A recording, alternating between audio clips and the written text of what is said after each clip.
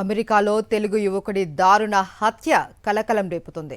Pizza delivery ముగించుకొని వెళ్తున్న సమయంలో అతనిపై మాస్క్ ధరించిన ఇద్దరు దుండగులు కాల్పులు జరిపారు.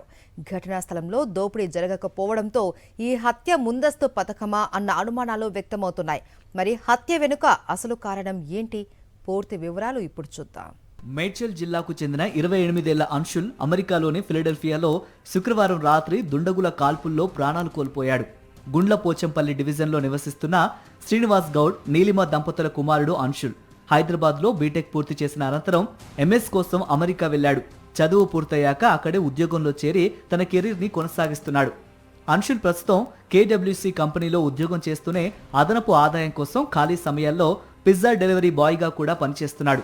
విధుల్లో భాగంగా శుక్రవారం రాత్రి ఓ అపార్ట్మెంట్కు పిజ్జా డెలివరీ చేసి తిరిగి వెళ్తూ ఉండగా ఈ దారుణం జరిగింది. మాస్కులు ధరించిన ఇద్దరు దుండగులు వెనక నుంచి కాల్పులు జరపడంతో అంశుల్ అక్కడికక్కడే కుప్పకూలిపోయాడు. అంశుల్ తలకు సహా మరో 2 చోట్ల తూటా గాయాలున్నట్లు కుటుంబ సభ్యులు తెలిపారు. అయితే ఘటనా స్థలంలో ఎలాంటి దోపిడీ జరిగిన ఆనవాళ్లు కనిపించకపోవడంతో ఈ కేసుపై అనుమానాలు వ్యక్తమవుతున్నాయి. విలువైన వస్తువులు, నగదు ఏవీ అపహరించబడలేదని తెలుస్తోంది. దీంతో ఇది యాదృచ్ఛిక దాడి కాదని లక్ష్యంగా చేసుకుని జరిపిన హత్య ఉండొచ్చనే అనుమానాలు బలపడుతున్నాయి. ఇక శనివారం ఉదయం కుమారుడి మరణ వార్త విన్న తల్లిదండ్రులు తీవ్ర విషాదంలో మునిగిపోయారు.